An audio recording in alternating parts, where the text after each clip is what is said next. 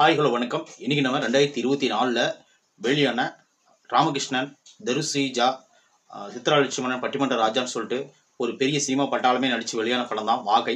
இந்த படத்தோட ஸ்டோரி பார்க்கறதுக்கு முன்னாடி நம்ம சேனலை நீங்கள் சப்ஸ்கிரைப் பண்ணி வச்சுக்கோங்க. அப்போ தான் நான் போடுற வீடியோ உங்களுக்கு வந்து கிடைக்கும். வாகை இந்த படத்தோட ஸ்டோரி என்னென்னு பார்த்தீங்கன்னா, ஒரு 4 நண்பர்கள் அவங்களுக்கு வந்து ஒரு பிரச்சனை இருக்குது. அது என்னென்னு கேட்டிங்கன்னா, ஏற்கனவே ஒரு நண்பன் வந்து காதல் பண்ணி காணாமல் போயிடுறான்.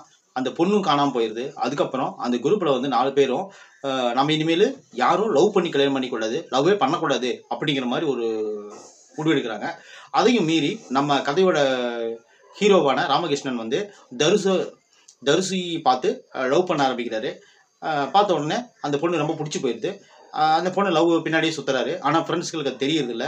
அதுக்கப்புறம் என்ன பண்ணுறதுன்னு பார்த்தீங்கன்னா, அந்த ஹீரோயினோட அப்பா வந்து சித்ராலட்சுமணன், அவர் வந்து பொண்ணு கொடுத்தா வெளிநாட்டில் தான் நான் கொடுப்பேன், லோக்கலில் வந்து பெண்ணு கொடுக்க மாட்டேன் அப்படின்னு சொல்லிட்டு ஒரு முடிவோடு ஒரு வெறியோடவே இருக்கிறாரு.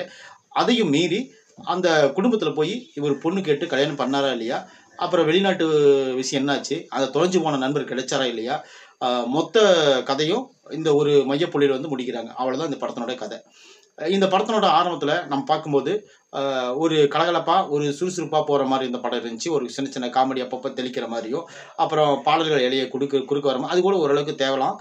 ஃபர்ஸ்ட் ஆஃப் நல்லா ஓரளவுக்கு கலகலப்பாக கொடுத்துட்டாங்க. அதுக்கு முக்கியமான காரணம் என்னென்னு பார்த்தீங்கன்னா, கண்டிப்பாக நம்ம சித்ராலட்சுமணனும் பட்டிமன்ற ராஜா சார் அவர்கள் தான்.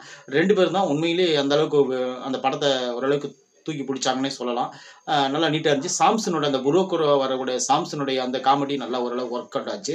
அவர் எப்பயுமே நல்லா பண்ணுவார். இந்த படத்தை அதே மாதிரி தான் பண்ணியிருக்காரு.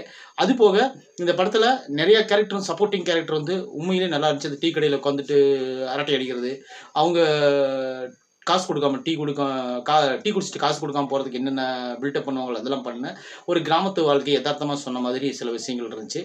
அதையும் மீறி இந்த படம் வந்து ஃபர்ஸ்ட் ஹாப் ஓகே ரகமாக இருந்தால் கூட செகண்ட் ஹாப் வந்து தான் இவங்க கொஞ்சம் நம்மளை வந்து கொஞ்சம் சலிப்படைய வச்சுட்டாங்க. அதுக்கு காரணம் என்னென்னு பார்த்தீங்கன்னா, செகண்ட் ஹாப்பில் வந்து அந்த தொலைஞ்சு போன ஃப்ரெண்டு வந்ததுக்கு உண்டான ஸ்ட்ராங்கான காரணம் கிடையாது. அப்புறம் ஃப்ரெண்ட்ஸுக்குள்ளேயும் ரொம்ப ரொம்ப அந்யூன்யமாக இருக்கிற மாதிரி ஃப்ரெண்ட்ஸும் யாரும் இல்லை. அந்தளவுக்கு இவங்க ஒரு 2-3 சீன் காட்டியிருந்தாங்கன்னா கூட சரி ஓகே, இந்த மாதிரி ஃப்ரெண்ட்ஸுக்காக இப்படி ஒரு கண்டிப்பாக ஒரு முடிவெடுக்கிறது நல்லது தான் அப்படிங்கிற மாதிரி சொல்லிடலாம். அப்புறம் செகண்ட் ஹாப்பில் வந்து அந்த வெளிநாட்டு மாப்பிள்ளை, அப்புறம் அந்த கல்யாணம் நின்று போகிறது, அப்புறம் இவர் கல்யாணம் பண்ணிக்கிறது, இதெல்லாம் ஆல்ரெடி நம்ம நிறைய படங்களில் பார்த்து இருந்தாலும் கூட இந்த படத்துலையும் அதை பார்த்து நம்ம கொஞ்சம் கதையை புரிஞ்சிக்க வேண்டியது தான். அவ்வளோதான். இந்த படம் வந்து ஓப்பனிங்கில் இருந்த அந்த சுறுசுறுப்பும் அந்த விறுவிறுப்பும் ஓரளவுக்கு நல்ல காமெடி தெளித்த ஒரு சீன்களும் செகண்ட் ஹாப்பில் வந்து மிஸ்ஸிங் ஆனதான் இந்த படத்தினோட மைனஸு. இந்த படத்துக்கு வந்து செகண்ட் ஹாப் ஓரளவுக்கு நல்லா எழுதியிருந்தாங்கன்னா இந்த படம் வந்து இன்னும் கொஞ்சம் ஓரளவுக்கு நல்லா வந்திருக்கும். இது வந்து இப்போ வந்து ஓகே ரகமான படமா அப்படின்னு சொல்லி நம்ம எடுத்துக்கலாம். ஆனால் அந்த ஓகே ரகம் கூட சப்போர்ட்டிங் கேரக்டர் நல்லா நடிச்சிருந்தாங்க. ராமகிருஷ்ணன் வந்து உண்மையிலே இந்த படத்தில் நல்லா நடிச்சிருந்தார்.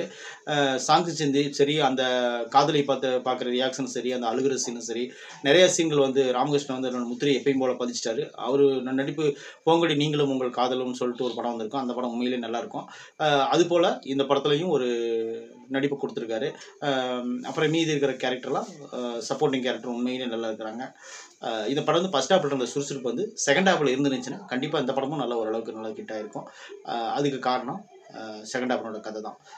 இந்த விமர்சனம் பிடிச்சிருந்துச்சுன்னா கண்டிப்பாக நம்ம சேனலை சப்ஸ்கிரைப் பண்ணி வச்சுக்கோங்க. இந்த படத்துக்கு வந்து ஒரு 40 to 45 மார்க்குள் கொடுக்கலாம். ஒரு டைம் பார்த்து என்ஜாய் பண்ணுறமான படம் தான்.